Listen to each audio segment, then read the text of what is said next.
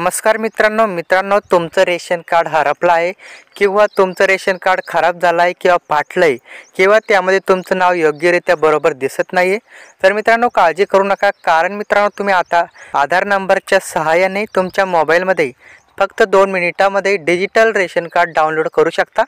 तर मित्रांनो हे रेशन कार्ड कसं डाउनलोड करायचं हेच आपण या व्हिडिओच्या माध्यमातून A to Z प्रोसेस फक्त 2 मिनिटांमध्ये सांगणार आहोत. त्यासाठी मित्रांनो व्हिडिओ शेवटपर्यंत नक्की बघा.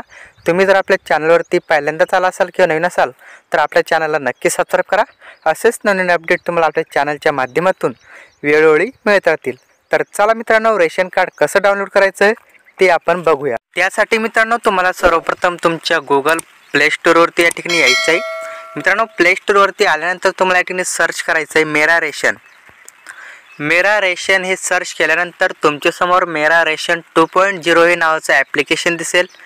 2.0 तुम्ही जर डाउनलोड केलं असेल किंवा अपडेट करा, डाउनलोड केलं नसेल तर या ठिकाणी डाउनलोड करून तुम्ही इन्स्टॉल करा.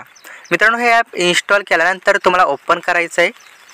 ओपन केल्यानंतर तुमच्यासमोर असा इंटरफेस दिसेल. तर मित्रांनो तुम्ही या ठिकाणी 2 प्रकारे लॉग इन करू शकता, बेनिफिशरी युजर्स लॉग इन आणि डिपार्टमेंट युजर. तर मित्रांनो तुम्हाला बेनिफिशरी युजर्स लॉग इनवरती क्लिक करायचं आहे आणि तुमच्या कुटुंबातील एखाद्या कोणत्याही व्यक्तीचा तुम्ही आधार क्रमांक आहे या ठिकाणी टाकायचा आहे. जसं की मी माझा आधार क्रमांक या ठिकाणी टाकून घेतो. मित्रांनो आधार नंबर टाकल्यानंतर तुम्हाला आय बटनावरती क्लिक करून तुमचा आधार नंबर बरोबर आहेत का एकदा बघून घ्यायचं आहे. त्यानंतर मित्रांनो तुम्हाला खाली जो कॅप्चा दिसतोय तो कॅप्चा तुम्हाला या ठिकाणी टाकायचा आहे.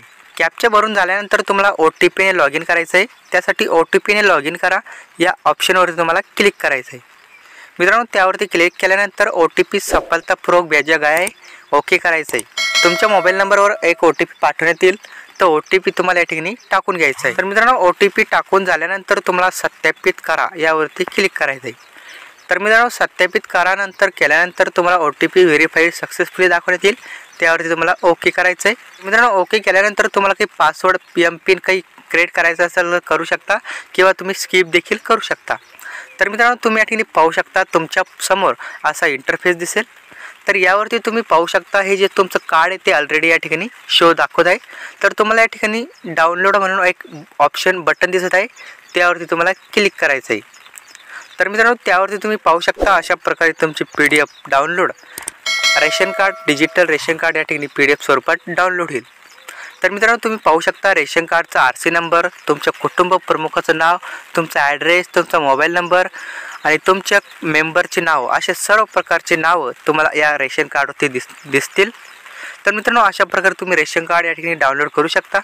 तर मित्रांनो आता काही लोकांचा फोटो या ठिकाणी दिसत नाही आहे. तर मित्रांनो हे साईटचा प्रॉब्लेम असल्यामुळं किंवा त्या लोकांनी तेथे फोटो न जोडल्यामुळे तो फोटो दिसत नाही आहे.